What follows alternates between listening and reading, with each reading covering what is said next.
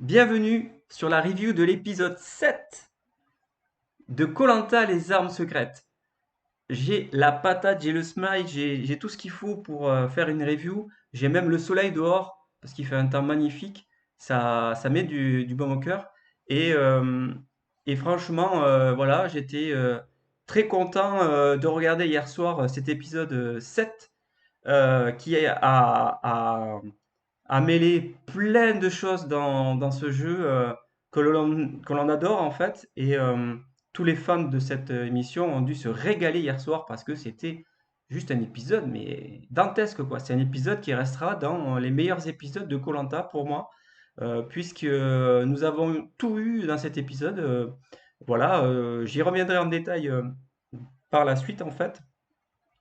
Et je pense que des épisodes comme ça, on n'est pas prêt de ne pas en avoir, hein, parce que je pense que ça va être jusqu'à la fin des épisodes de fou dans cette saison de fou. Moi, je l'ai dit, cette saison restera parmi les meilleures parce que ALP a pris des risques au niveau surtout euh, de la nouvelle règle des armes secrètes, hein, bien sûr. Il faut avoir les coronesses de mettre une nouvelle saison avec de nouvelles règles, hein. C'est pas facile, hein, croyez-moi, dans des conditions aussi difficiles que sont les conditions sanitaires.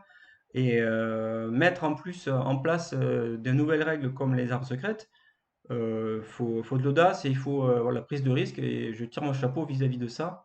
C'est pas du tout euh, pour féliciter, pour voilà, mettre des lauriers à la production LP, pas du tout. C'est pas du tout ça. Moi, ce que je dis, je le pense très fortement parce que moi, j'organise aussi des événements et je sais la difficulté quand il y a beaucoup de contraintes. C'est pas facile et je tenais particulièrement à féliciter toute la production parce que euh, on est à la mi-saison et déjà on s'éclate tous les vendredis soirs dans la télé parce qu'il n'y a pas autre chose, il faut dire ce qui est, hein.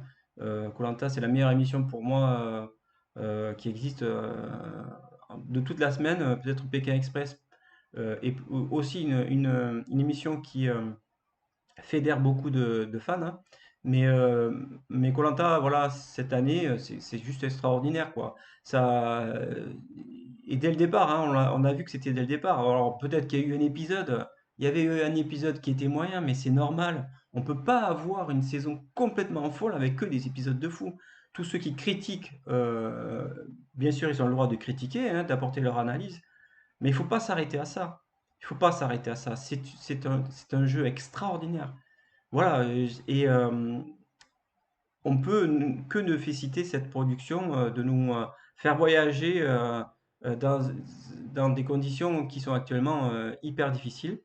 Donc, euh, l'épisode d'hier soir, je lui donne la note de 9,5 sur 10. Effectivement, c'est la meilleure note que je donne depuis le début, puisque voilà, moi j'ai été comblé et que nous avons eu tout ce qu'il faut en détail. Ben, nous allons faire la review un petit peu de tout ce que nous avons vu hier soir. Alors j'ai pris quelques notes cette fois-ci, hein. J'ai pris quelques notes parce que c'était quand même assez varié et ça riche en rebondissements et en notes, hein, bien sûr. Et voilà, et donc nous allons commencer tout de suite par, ben moi, je voulais déjà dire que nous avons des conditions climatiques cette semaine, voilà, extrêmement, voilà, favorables, hein, on va pas se le cacher. Moi, j'habite Bordeaux et c'est vrai que euh, on a un super beau temps et le fait de voir en fin de soirée ce voyage de à Tahiti, dans la Polynésie, ben moi, je sais pas vous, hein, mais moi j'avais vraiment envie de partir en vacances. C'est vrai que ça donne vraiment envie de partir en vacances et d'aller voilà, de voir autre chose que toutes les choses que nous vivons actuellement. Et voilà, et c'est la sensation que j'ai eue hier soir quand j'ai regardé l'épisode 7. Ensuite, voilà, voilà, nous arrivons donc un petit peu sur alors je me rappelle plus trop hein, en fait de la chronologie, hein, vous allez m'excuser sur la chronologie, mais effectivement, on va parler de la survie parce qu'au niveau de la survie, nous avons eu quand même beaucoup de choses qui se sont passées au niveau de la survie. Et les rouges ont été les initiateurs de tout ce qui se sont passés. Donc les oraux force à vous. Vous avez montré un petit peu aux jeunes qui vous étiez et comment vous vous êtes dépatouillé un petit peu sur votre camp. Alors, bien sûr, on a vu dans un premier temps Jonathan qui apprenait à Lucie comment couper de la coco, comment couper voilà, la coco dans sa noix de coco, la partie blanche, voilà, comment l'enlever. Donc elle lui a montré comment enlever la partie blanche. Donc Lucie, petite aventurière qu'elle est, elle apprend aussi de son aventure. Et j'ai trouvé que même si on la voit pas forcément beaucoup en ce moment, je pense que chaque aventurier aura son épisode parce qu'ils peuvent pas tout montrer non plus, hein, je l'ai déjà dit, hein. Arrêtez de croire que tout va être montré, que tout le monde va être montré dans tous les épisodes. Ça, c'est de l'utopie, hein. Il ne peut pas faire des épisodes de 5 heures. Donc, Lucie, ce n'était pas son épisode hier soir. C'était pas l'épisode 7 pour elle, mais je pense que Lucie aura son épisode. Vous pouvez me le croire et vous verrez que j'aurai pas tort. Donc, Lucie a donc appris à couper la coco. Ensuite, Jonathan aussi a montré à Lucie et à Flavio comment déguster un petit peu le cœur de palmier, comment le couper et comment le déguster. Voilà, donc pareil, Jonathan, c'est bien ce que tu as fait, hein. Tu as montré un petit peu voilà, des éléments très intéressants de la survie. Et nous aussi, nous avons pu voir enfin comment, parce que moi c'est vrai que j'avais pas forcément vu comment couper le cœur de palmier. Peut-être que dans les saisons précédentes, on nous l'avait montré, mais je ne m'en rappelais plus. Donc c'était très intéressant de voir comment ça se passait. Donc merci Jonathan. On a vu aussi le capitaine Cousteau. Voilà, on a vu le capitaine Cousteau qui est Arnaud. Arnaud, capitaine Cousteau, ça rime. Et qui donc se permettait de nous montrer aussi comment pêcher des poissons avec le harpon, hein. Bon, bien sûr, il n'y a pas beaucoup d'eau, hein, c'est quand même plus simple quand il n'y a pas beaucoup d'eau. Mais malgré tout, je trouvais qu'Arnaud, entre les crabes, un peu de tout, la survie, le cabane, tout ça, bref, pour moi, Arnaud, c'est le meilleur en survie. C'est celui qui s'est vraiment révélé sur cette saison, à l'instar d'Alexandra l'année dernière, qui, elle, avait monté en puissance. Je pense que Arnaud, lui, il monte en puissance aussi, et je trouve que Arnaud est pour moi l'aventurier idéal en termes de survie. On parlera un petit peu plus tard de tout ce qui concerne les autres éléments de cette émission, de ce jeu. Mais Arnaud, pour moi, était quand même un sacré concurrent. Et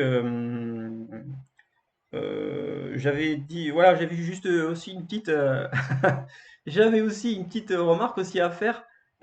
Sur une nuit, on a vu sur cet épisode 7, donc les femmes et les hommes se sont séparés au niveau de la nuit, hein, pour dormir.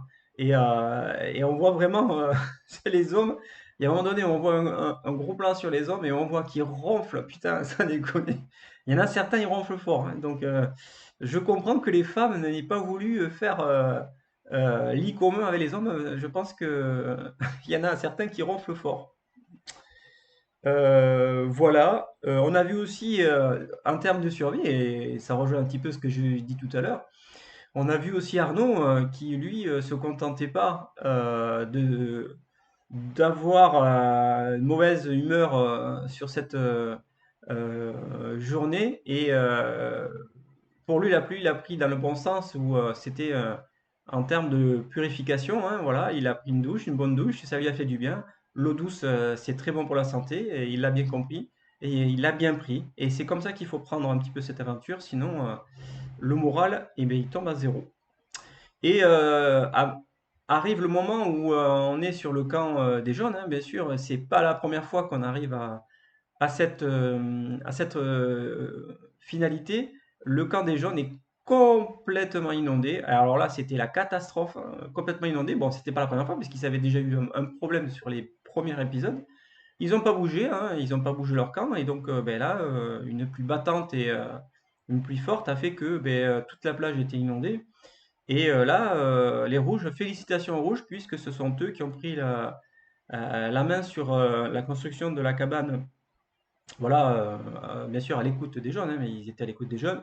Et ils ont voilà, mené la construction un peu plus loin, à l'abri de la nouvelle cabane, abritée, voilà, pour qu'ils puissent au moins dormir sous cette pluie battante, hein. Donc les jeunes continuent petit à petit à avoir un physique qui diminue, hein, parce que ça va compter dans les épreuves qui vont suivre. Tout le monde crève la dalle, ils n'ont pas beaucoup de riz, ils n'ont pas beaucoup de nourriture. Il faut pas l'oublier tout ça, hein, parce que ça, on en parle. Dans l'épisode d'hier soir, on n'en parle pas trop, hein, mais en sous-jacent, on voit vraiment qu'ils crèvent la dalle. Et, euh, et sincèrement, je pense que les jaunes sur les épreuves, je me demande s'ils vont pas avoir un souci sur toutes les épreuves individuelles qui vont suivre. Ça, l'avenir va nous le dire. Voilà, en termes de survie, c'est tout ce qu'on pouvait donc tirer un petit peu de cet épisode, hein. Mais c'est déjà beaucoup de choses, hein. C'est peut-être même beaucoup plus que tous les épisodes précédents, hein. J'exagère, hein, mais sincèrement, c'était un super épisode. Voilà, je tenais à préciser que euh, voilà, sur la partie, on arrive maintenant sur la partie stratégie. Donc là, sur la partie stratégie, on a complètement oublié la stratégie des femmes. Là, tout est parti d'un coup de vent. Hop, la stratégie des femmes, elle est oubliée sur cet épisode. J'ai dit bien oubliée sur cet épisode. Parce que qui nous dit que dans les épisodes qui vont suivre, les femmes ne vont pas continuer à voter contre les hommes, puisque là, on a perdu 2 hommes. Donc ça, on y reviendra surtout sur les épisodes qui vont suivre et sur les lives que je fais aussi le vendredi soir. Voilà, au niveau de la stratégie, j'ai juste une petite remarque à faire à Jonathan. Ouais, certes, voilà, bon, il a gagné hein, son épreuve d'immunité, c'est pas le problème. Mais j'ai trouvé qu'il était dans les 2 jours qui ont suivi, il était un petit peu perdu, il était un petit peu en baisse de forme. Et c'est vrai que il dit qu'il n'a pas les éléments en main pour le reste de l'aventure parce que les jeunes étaient en supériorité numérique. Je l'ai dit dans les épisodes précédents, dans mes reviews précédentes, dans koh tout peut arriver. Il y a des années ou des saisons où, même en infériorité numérique, des équipes se sont démenées et ont réussi à survivre.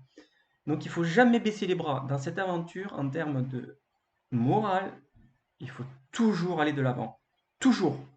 C'est ça qui fait que l'aventure est extraordinaire parce qu'on ne baisse jamais les bras. Et ça, moi, si j'y participe, c'est un truc vraiment que tant que j'ai pas mon dernier bulletin qui est mis à mon nom, eh ben, je baisserai jamais les bras. Voilà, tout simplement, c'est une chose que j'avais envie de dire par rapport à Jonathan. Ensuite vient l'épreuve de confort. Alors, l'épreuve de confort, c'était une épreuve classique de koh le tir à l'arc, bien évidemment. Bah voilà, c'est une épreuve qui est. Faudra prendre les statistiques sur cette épreuve, mais je me demande si cette épreuve n'est pas tout le temps, en fait, dans toutes les années, dans ce jeu. Bon, c'est une épreuve comme je l'ai dit dans le live de vendredi soir 18h30, 19h, c'est une épreuve qui casse un peu tout, en fait, qui casse un peu toutes les alliances. C'est vraiment le brise-alliance. Cette épreuve, elle est terrible. Avec les sacs de sable, c'est les 2 épreuves qui remettent en jeu pas mal de choses dans koh et puis ça n'a pas loupé, puisque Vincent a commencé un petit peu à réfléchir il commence un petit peu déjà, la marmite commence à bouillir. Et donc, éliminer au fur et à mesure Laure, Jonathan, Maxine, Lucie, Arnaud. On voit que les jaunes éliminent les rouges, principalement. Donc ça, c'est la stratégie des jaunes, très bien. Ça, c'est carré. Puis après, il y a des déceptions, puisque les jaunes éliminent des jaunes. Et là, Vincent a été dans les premiers, pas forcément dans les premiers éliminés, puisque c'est Myriam qui a éliminé Vincent. Mais à ce moment du jeu, les jaunes font une une grosse erreur de stratégie, mais une énorme. À ce sujet, je voulais dire que prochainement, je vais mettre en place une liste de règles, enfin c'est les règles à suivre pour l'émission koh je vais faire cette liste, je vais la faire pour la prochaine review ou pour le prochain live. Et je vais mettre la liste des choses, j'ai déjà des idées, et des choses à ne pas faire Voilà, c'est les choses, les règles dehors de koh. Je vais le faire parce que c'est important que les gens sachent ce qu'il faut faire et ce qu'il ne faut pas faire. Voilà, parenthèse fermée. Les jaunes, les 4 derniers jaunes, que sont Myriam, Shanice, Thomas et Mathieu, font une énorme bourde. Ils révèlent leur stratégie, la stratégie des 4 jaunes. Mais mon Dieu, mais non, mais non, mais non, mais non. Il ne faut pas révéler à ce niveau du jeu la stratégie. Parce qu'à ce moment-là, les gens ils vont voir que c'est une stratégie à 4. Une stratégie à 4, si tu la révèles, c'est un détonateur. C'est un détonateur et c'est la chose qu'il ne faut pas faire à ce niveau. Tu peux la faire au début, mais la faire vers la fin, c'était trop tôt. C'était trop tôt de le faire. Parce que là, les gens ils se sont dit, putain, ils sont 4. Ils sont 4, ils sont nombreux. À 2, c'est différent, mais à 4. Donc, bien sûr, Myriam gagne l'épreuve de confort du tir à l'arc et nomme Shanice comme deuxième personne pour profiter de l'aventure. Ce confort, pour moi, était un confort extraordinaire. Avoir des nouvelles des proches, manger à sa faim, mais surtout des bonnes choses, des bons produits. Franchement, on ne peut pas s'imaginer la qualité des produits. Moi, je cuisine et c'est vrai que là, voilà, les langoustes étaient fraîches. Enfin, bref, c'était extraordinaire. Et voilà, le repos, bien se reposer aussi, c'était aussi quelque chose de quand même de plus par rapport aux autres. Et voilà, Myriam et Shanice ont profité d'un confort très, très, très, très, très profitable pour la suite de l'aventure. Voilà, elles se sont bien reposées. C'était le but aussi. Et bravo encore à Myriam. Alors, bien sûr, hein, il n'y a pas sur cette épreuve de confort, il n'y a personne qui a vraiment dominé cette épreuve, hein. Ça a été vraiment d'une personne à une autre. Et donc après, voilà, il y a des stratégies qui se sont mises en place et la révélation de la stratégie des jaunes, des 4 jaunes. On y reviendra plus tard sur cette stratégie. Et donc, tous les autres sont repartis sur leur camp et les 4 personnes enfin, pardon, les 2 personnes ont profité de la récompense. Les autres personnes, bien sûr, commencent un petit peu à réfléchir sur, bien sûr, ces 4 personnes de la révélation. Et donc là, big up pour Arnaud. Arnaud, félicitations. Tu es celui qui non seulement est le meilleur en survie, mais en plus, tu as fait preuve d'une énorme faculté sur la stratégie. Et oui, et oui, et oui, la stratégie, tu l'as toi aussi. Et c'est là où vraiment j'ai apprécié vraiment ton rôle d'aventurier, ton rôle de candidat de cette aventure. Mais là, tu as tout reversé, t'as tout renversé, quoi. Là, avec ton début de stratégie, c'est toi qui as commencé cette stratégie anti-jaune et surtout le groupe des 4, le Final Four. Et je pense que en prenant à part Vincent, tu as commencé un petit peu à démolir un peu la stratégie des jaunes. Et c'est toi qui es à l'origine de tout ça. Les jaunes ne le seront jamais. Et c'est ça qui est extraordinaire, puisqu'après c'est Vincent qui va tout prendre dans la tête. Et chapeau Arnaud, parce que voilà, tu as été juste énorme sur cet épisode, hein. C'est en parallèle, hein, mais quoi qu'il arrive, moi je trouve que tu as été énorme. Voilà, donc les personnes qui sont parties donc sur l'épreuve de confort reviennent, juste au moment de l'épreuve d'immunité. Et là, bien sûr, arrive l'épreuve d'immunité.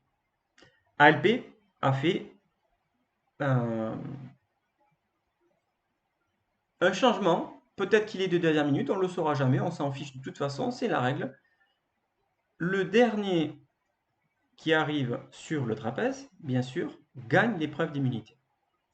Mais ça ne s'arrête pas là. Le premier qui tombe va faire une épreuve éliminatoire. Et le premier de l'épreuve, c'est-à-dire celui qui gagne l'épreuve d'immunité, va choisir celui qui va faire l'épreuve éliminatoire avec, dans le cas présent, c'était Mathieu. Mathieu tombe à l'eau le premier et donc qualifié pour l'épreuve éliminatoire directe. À l'issue de cette épreuve, c'est Jonathan, qui gagne cette épreuve. Donc là, je suis obligé de le faire, hein. La semaine dernière, c'était un peu la Bérésina. Mais là, Jonathan, effectivement, je lève le totem pour toi, parce que grâce à toi, parce qu'il fallait que les oraux gagnent, hein, parce que sinon c'était très mal barré, hein, parce que sinon il y avait encore un jaune qui partait. Jonathan, je lève le totem pour toi, en signe de victoire pour les oraux. Cette victoire, elle est pour les oraux, la couleur rouge. Félicitations, ça remet tout en cause au niveau de l'aventure et du déroulement du scénario, voilà, de cette saison.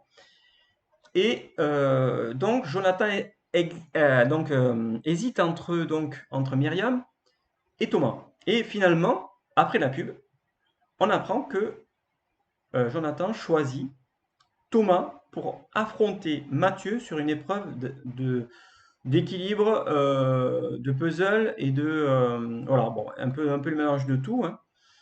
Et donc là, voilà, les deux s'affrontent sur cette épreuve tant redoutée, bien sûr. Tant redoutée, tellement redoutée que ça me rappelle un petit peu l'épreuve d'immunité qu'avait fait mon cher Fabrice. Voilà. Et ça me rappelle ton épreuve, Fabrice, sauf que la tienne était beaucoup plus dure. Tu avais derrière toi, tu avais des choses à faire. Et je t'envoie tout mon réconfort, Fabrice, parce que quand tu as dû regarder cette émission hier soir, tu dois avoir, je le sais parce que je t'ai eu au téléphone, par message, et je pense que tu devais avoir une sacrée boule au cœur quand tu as dû voir cette épreuve, c'est cette épreuve-là qui t'a fait éliminer de l'aventure de koh les capteurs. Et voilà, donc j'ai une petite pensée pour toi, mon cher Fabrice. Voilà. Et arrive l'épreuve et on voit que Mathieu, ben, a son habitude, hein, est pas très patient, hein, sur les jeux de patience. Et finalement, ben, c'est Thomas qui gagne, hein, et Mathieu est éliminé à ce stade de l'aventure dans l'épreuve éliminatoire de l'épisode 7 des Armes secrètes. Voilà, donc Jonathan est donc immunisé pour le conseil. Et Thomas, et je pense aussi, enfin ça on l'a pas forcément bien vu, mais Thomas était aussi immunisé pour le conseil. Donc tout le monde rentre sur le camp, tout le monde est bouleversé par le départ de Mathieu, et Thomas est ulcéré par le choix de Jonathan. Mais de toute façon, ils auraient été à l'inverse, les jaunes auraient choisi de rouge. Enfin, ça paraît tellement logique. Donc, et là, on arrive aux erreurs, aux autres erreurs de l'équipe jaune. Aux autres, il y en a eu tellement d'erreurs. Je pensais que Jonathan au début de l'aventure, de cet épisode, je pensais que Jonathan allait faire les frais. Et là, il y a eu tellement d'erreurs, mais tellement d'erreurs que finalement, c'est un jaune qui est parti. Mais pas le jaune quelconque, pas le moindre. Shanice. C'est Shanice qui est partie de l'aventure. La capitaine des jaunes, par excès de confiance, Shanice, il fait pas bon vivre à Tahiti en étant chef, moi je vous le dis, hein. Hervé a été éliminé en tant que chef, Aurélien a été éliminé en tant que chef, Shanice a été éliminé en tant que chef. Ouf, les chefs ont très vite la tête coupée, hein. Ça n'a pas traîné l'histoire, hein. Et donc, ben voilà, donc à tour de rôle, les gens demandent à Vincent de voter une personne. Et là, Vincent, lui, il veut pas voter contre Maxime parce qu'il a donné sa parole comme quoi Maxime irait jusqu'au bout de l'aventure, ou du moins jusqu'au bout des rouges. Et donc Vincent dit, moi je préfère voter contre Magali, pour laquelle je n'ai pas donné mon accord, quoi. Et là, les gens ne sont pas d'accord. Et là, ils incitent très sérieusement Vincent à changer de position. Et Vincent, force à toi, tu ne lâches pas, tu as fait la bonne stratégie, Vincent. C'est ça qu'il faut faire, et ça fera partie de la liste des choses à ne pas faire. Se faire marcher dessus, comme il l'a fait, il ne l'a pas voulu. Il ne l'a pas accepté de se faire marcher dessus. Et donc, il n'a pas voté contre Maxime. Et résultat des votes, eh bien, ils se mettent à voter contre l'or, ou du moins contre une rouge. Ils votent contre une rouge, les jaunes, sauf Vincent qui vote contre Shanice, puisqu'elle a été très insistante sur le fait qu'elle lui a dit que de toute façon, je ne me rappelle plus du terme exact des propos de Shanice, mais elle a été trop insistante, elle a eu trop d'excès de confiance, Shanice, dans les paroles qu'elle a dit à Vincent. Elle l'a menacé, alors menacé verbalement, hein, voilà, dans l'aventure, mais c'était déjà trop, trop pour Vincent. Derrière, une erreur de plus, Thomas rajoute une couche en disant que s'il faisait une erreur de vote, ils allaient le mettre dehors, l'éliminer direct. Donc là, Vincent, à un moment donné, quand il voit tout ça, ben, imaginez-vous que quand on a quelqu'un qui a des coronesses, comme Vincent, comme moi j'aurais fait la même chose que Vincent. Il dit, mais attendez, vous n'allez pas me parler comme ça. J'ai le droit de voter contre qui je veux. Et donc il a voté contre qui il veut, et il a voté contre Shanice. Et oui, Shanice, tu as fait les frais de ta stratégie, mauvaise stratégie des jaunes, et donc Shanice est éliminée de l'aventure. Donc dans cet épisode, nous avons vu 2 jaunes éliminés, et bien sûr, je relève le totem. Je donne le totem cette fois-ci, voilà, à Vincent. Vincent, tu es jaune, même si je suis pour les euros. Moi, je suis pour les euros à fond. De toute cette aventure, je l'ai toujours dit. Mais force à toi, Vincent. Vincent, tu as su montrer de bonnes valeurs et un bon mental. Et j'espère que toi, Vincent, tu iras loin dans l'aventure avec les rouges et les euros et que ça fasse une grande bagarre avec toi sur la course d'orientation. Je croise les doigts, Vincent, pour toi, pour la semaine prochaine, mais je suis sûr que tu vas te sortir de ce guet-apens des jeunes. Et nous attendons avec impatience cet épisode 8, voilà, pour savoir ce qui va en devenir de Vincent. Voilà, donc en termes de coup de soleil, bah, voilà, j'en dirai pas plus parce que là, on est arrivé à une aventure telle que je pense c'est plus la fatigue des jaunes qui fait défaut aux jaunes hein, en ce moment. Donc en termes de coup de soleil, j'en rajouterai pas par rapport à tout ce que j'ai dit. Au niveau des coups de cœur, alors là, au niveau des coups de cœur, le coup de cœur principal, il est pour Arnaud. Arnaud, félicitations, ta première stratégie de base, c'est toi qui as lancé la machine, le compresseur rouge sur les jaunes. Et félicitations à toi Arnaud, tu es un aventurier complet dans cette aventure. Tu me fais rigoler, tu me fais vibrer. Donc c'est tout ce que j'attends moi d'un aventurier qui se prend pas au sérieux et qui a le grand cœur. Félicitations à toi Arnaud, j'espère que c'est toi qui vas gagner koh les armes secrètes, parce que tu le mérites. Merde, j'ai employé le mot mérite. Mais bon bref, si tu le mérites, parce que tu le mérites. Et je voulais aussi ben voilà, faire un coup de cœur aussi à, à Vincent. Vincent aussi, un coup de cœur parce que tu nous as montré de belles valeurs sur cet épisode. On se laisse pas marcher dessus dans la vie. C'est très bien. C'est de bonnes valeurs. C'est les valeurs que moi aussi j'ai. Et c'est très important. En coup de, en coup de gueule, ben, tout simplement, la déconfiture des jeunes. C'est la déconfiture des jeunes. Donc, la mauvaise stratégie des jeunes. Donc, coup de gueule, la mauvaise stratégie des jeunes qui a abouti à un éclatement complet de cette équipe hein, qui était à la fin de l'épisode 6, qui était en très bonne voie. Hein. On voyait qu'ils voilà, ils se soutenaient tous après la réunification. Et là, c'est la première fois qu'on voit dans koh suite à une réunification et suite à la prise de position d'une équipe, le retournement complet sur une autre équipe. Et donc, du coup, l'équipe rouge, elle, on ne sait plus si elle est recomposée, si elle est décomposée, si l'équipe jaune est décomposée, recomposée. Ça va laisser la place à beaucoup de stratégies dans les épisodes qui vont suivre et beaucoup de super épisodes à ne pas manquer. Moi, je vous le dis, il faut surtout pas manquer les épisodes qui vont suivre. Voilà. Voilà, pour vous dire que j'ai fait donc un live surprise cette semaine, jeudi soir, pour dire ce que je pensais de la saison All-Star qui allait arriver, surtout sur le casting. J'ai dit ce que je pensais.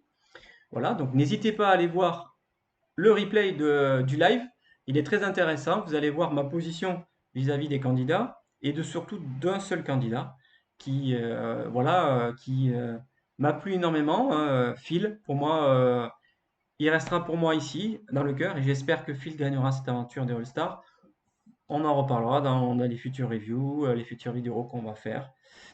Voilà, tout simplement. J'ai passé une excellente soirée hier soir. J'attends beaucoup sur l'épisode 8 du coup, et je pense qu'on va encore vibrer. Je vais prendre un bon apéro avant. Je crois qu'on va s'éclater encore devant l'épisode 8. Et merci encore une fois à la production LP de nous faire des programmes comme ça. Franchement, et merci à toi, Yann Le Gars, que j'apprécie énormément. Si j'ai un vœu, c'est de te rencontrer et pourquoi pas travailler avec toi, mais bon, ça, c'est de l'utopie. Mais voilà, j'aime beaucoup tout ce que tu fais, Yann Le Gars. Tu as bercé mon enfance avec Fort Boyard. Tu berces mon adolescence avec voilà, ce jeu de koh. Et voilà, rien d'autre à dire que merci, merci, merci. Sur ce, je vous laisse. Je vous souhaite une bonne journée. Moi, j'ai la pêche, mais vous pouvez pas vous imaginer. Je suis rempli d'émotions par rapport à l'émission. Et j'espère passer un super week-end. J'espère que vous aussi, vous allez passer un super week-end. Et je vous dis à très bientôt pour une autre review. Allez, ciao, ciao!